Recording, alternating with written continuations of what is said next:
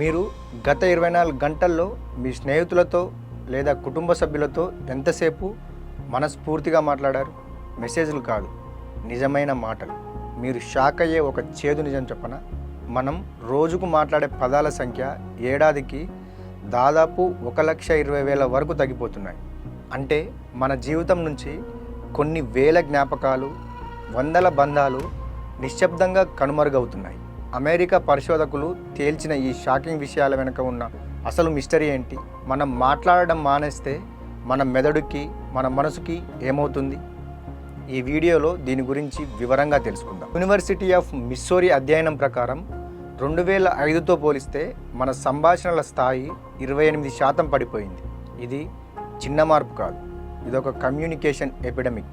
సగటున ఒక మనిషి రోజుకు 338 పదాలు తక్కువగా మాట్లాడుతున్నాడు. ఒకే ఇంట్లో ఉన్న భార్యాభర్తలు, తల్లిదండ్రులు, పిల్లలు కూడా ఇప్పుడు ఒకరి ముఖం ఒకరు చూసుకోకుండా వాట్సాప్లో టిఫిన్ చేసావా అని అడుగుతున్నారు. ఐ లవ్ యూ అని చెప్పే భావానికి, ఈమోజీకి మధ్య ఉండే ఎమోషనల్ డెప్త్ చాలా తక్కువ.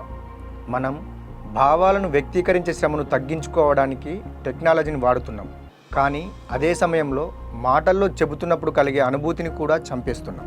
మాట్లాడడం అనేది కేవలం ఒక నోటి కదలిక కాదు. ఒక వాక్యాన్ని నిర్మించడానికి మెదడులోని బ్రొకాస్ ఏరియా మరియు వెర్నికేస్ ఏరియా పనిచేయాలి. మనం సంభాషణలు తగ్గిస్తే మన మెదడులోని ఈ భాగాలు చురుకుదనం కోల్పోతాయి.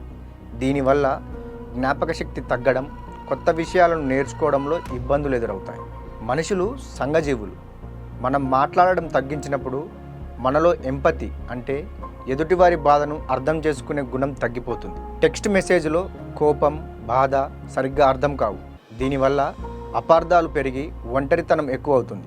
ముఖ్యంగా జెన్ జీ యువత ఇప్పుడు ఫోన్ కాల్ మాట్లాడాలన్నా భయపడుతున్నారు. కేవలం చాటింగ్ మీద ఆధారపడడం వల్ల నిజ జీవితంలో ఒక వ్యక్తిని కలిసినప్పుడు ఎలా మాట్లాడాలి, ఐ కాంటాక్ట్ ఎలా మెయింటైన్ చేయాలి అనే కనీస నైపుణ్యాలు మృగ్యమవుతున్నాయి. ఈ సమస్యకు పరిష్కారం టెక్నాలజీని వదిలేయడం కాదు, దాన్ని నియంత్రించడం. ఎలా అంటే, భోజనం చేసేటప్పుడు ఫోన్లను పక్క గదిలో ఉంచండి.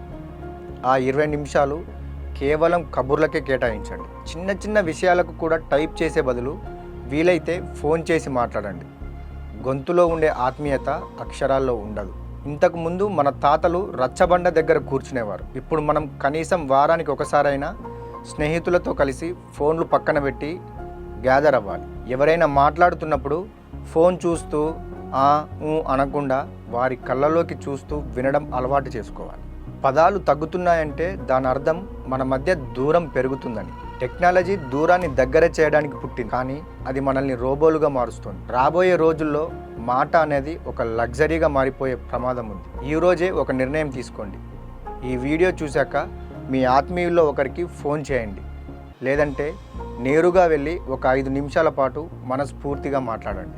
మీరు కూడా ఈ మార్పును గమనిస్తున్నారా? మీ ఇంట్లో కూడా మాటలు తగ్గిపోయాయా? అయితే కామెంట్ చేయండి. ఈ వీడియోను మీ ఫ్రెండ్స్ అండ్ ఫ్యామిలీ గ్రూప్స్లో షేర్ చేయండి. కనీసం ఈ వీడియో చూసైనా వారు మీతో మాట్లాడతారేమో. చూశారు కదా, మరో ఆసక్తికరమైన అంశంతో మళ్ళీ కలుద్దాం. Stay connected, really connected.